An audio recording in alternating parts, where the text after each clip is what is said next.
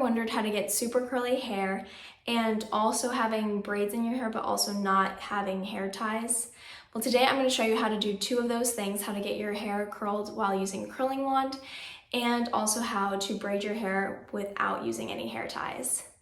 So before we get started, here are all the materials that you're going to need. One, you're going to need a brush, just doesn't matter which kind of brush.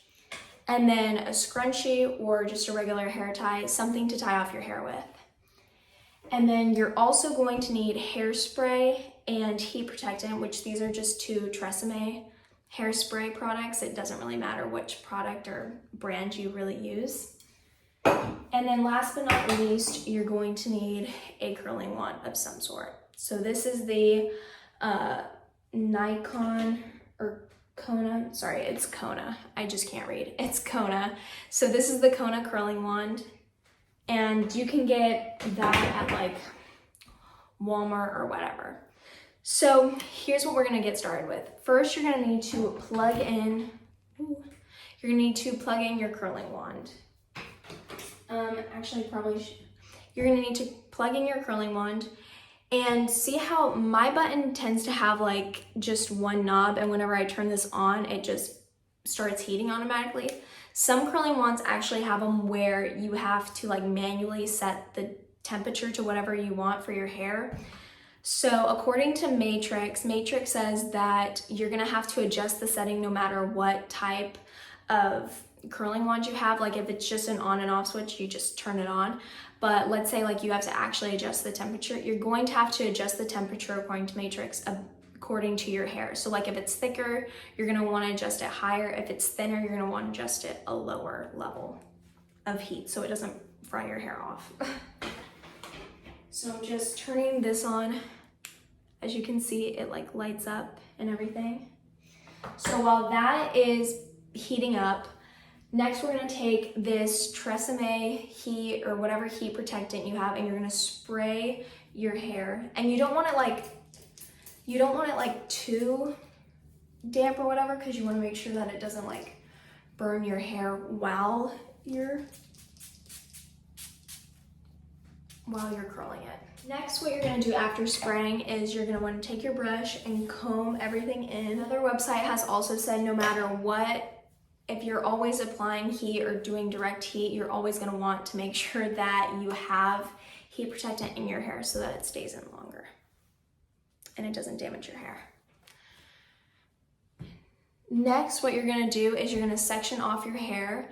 And what I'm gonna do is I'm just gonna take this scrunchie and section off just like this. It's gonna look weird, but that's just how it's gonna be. And then you'll start off by doing like this side for curling it. And then that way this side of hair will not get in the way while you're curling your hair. Okay, at this point, your curling wand should basically be ready to go. And if you just tap it, you'll definitely feel the heat. And if it's not warm enough, then just wait a few more seconds. So the first thing you're gonna wanna do is you're gonna wanna take a section, probably an inch, I would say. It's better to use an inch, like a smaller amount, so that everything gets curled and nothing, like no strands are left out. So what I'm gonna do is I'm gonna hold it like this, hold the curling wand like this, and I'm just going to take my hair and wrap it around it. And I kind of like twist it down so that the curls kind of go all, make sure that they go as far up as they can. And you just hold it for as long as you think. Some people like hold it for 30 seconds, a minute. It's just a personal preference. I'm sure this definitely looks weird, but by the time you get like the hang of it and everything, you'll know how long to hold your hair and how long not to hold your hair for. But then like this, and you should get a curl that looks like this. It's very like a kinky curl, very tight, but also like not super, super tight, very bouncy too. So yeah, and you just keep taking that small sections like that all over around your hair. I set the curling wand down. I also like, if I'm doing big strands like this, I will take it and I will twist it just so that all the hair gets put on the curling wand. Just take it and you wrap it and you just hold it. Okay, and you get that curl as well. So yeah, those are what your curls, nice little curls that we've got going on. Now for the next side, you're gonna do the same thing. You're gonna take out the scrunchie though. Make sure everything is fully brushed out.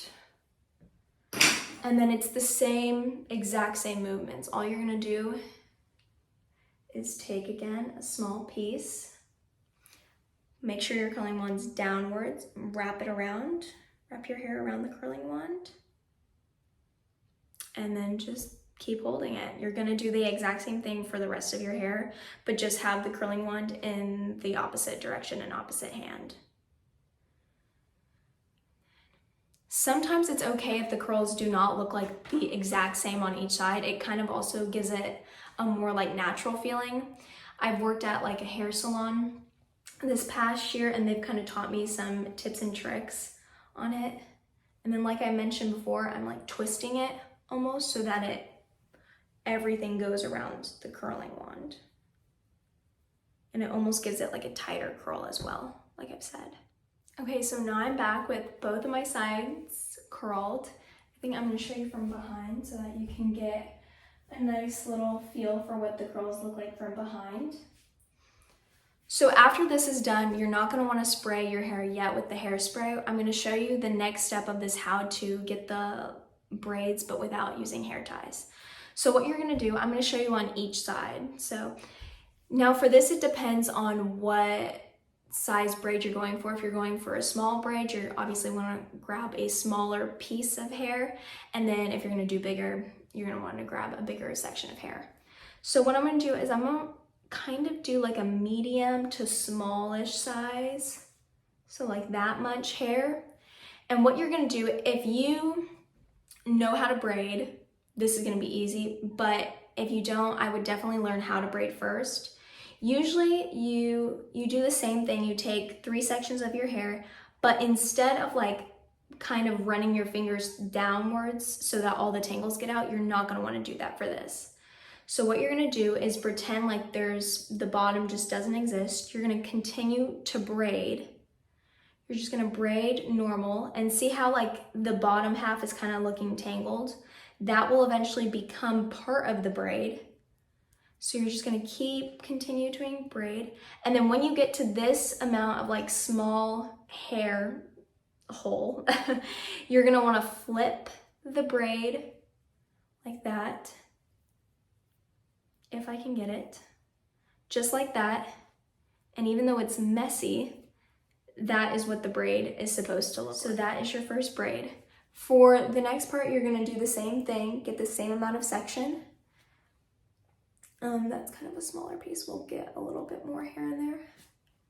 And you're gonna do the exact same thing. Just make sure your fingers are not all the way running through the bottoms so that everything doesn't get tangled.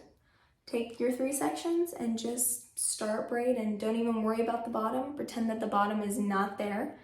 And you're just gonna continue braiding until you get to about there.